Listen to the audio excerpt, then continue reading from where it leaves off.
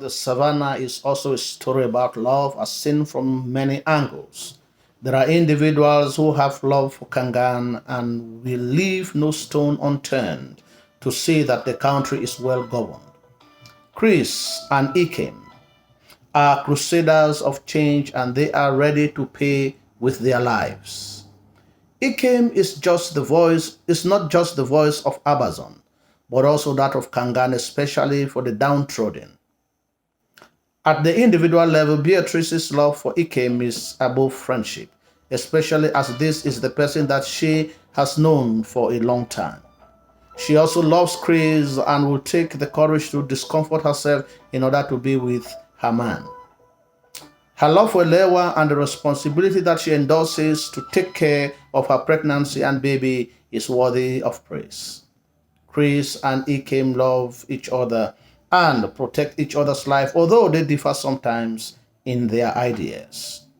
There is communal love, which is expressed through the support of the masses and the university students towards Ikem, especially when he is killed.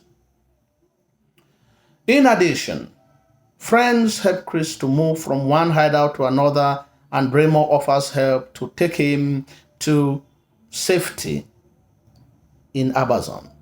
This is done when His Excellency accuses him of being part of the plot which has been levied upon Ikem, and when he debunks the rumors that Ikem had been killed accidentally, by making the BBC journalist in an interview to understand that it has been a deliberate elimination in cold blood by the government.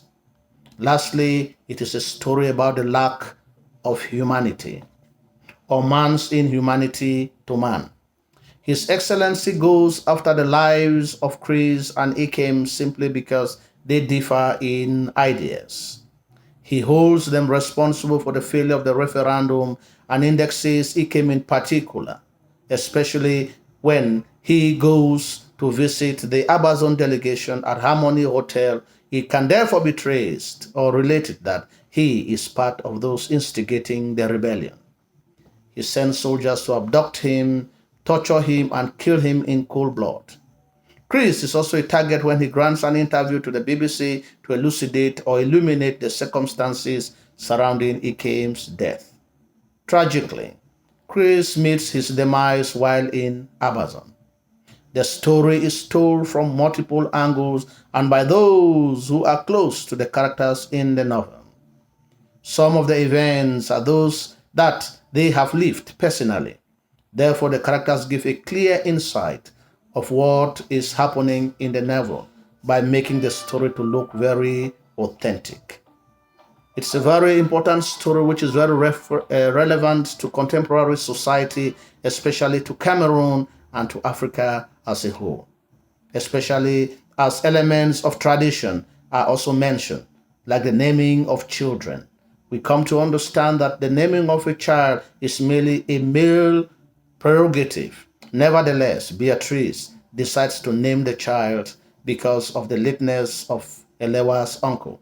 We also note that there is male chauvinism, especially as Elewa's father can beat his mother and his children for the least crime that is committed. And we also understand that names are not just given for giving's sake. Names have significance. For example, Beatrice is called Wanyibuife, which means that even female children are important. And true to her name, she happens to be a strong woman who is like a man. And Elewa's baby is named Ameye China, may the path never close, which signifies that Ikem's ideas will never be dismissed or die completely. It is also about tradition because there is superstition.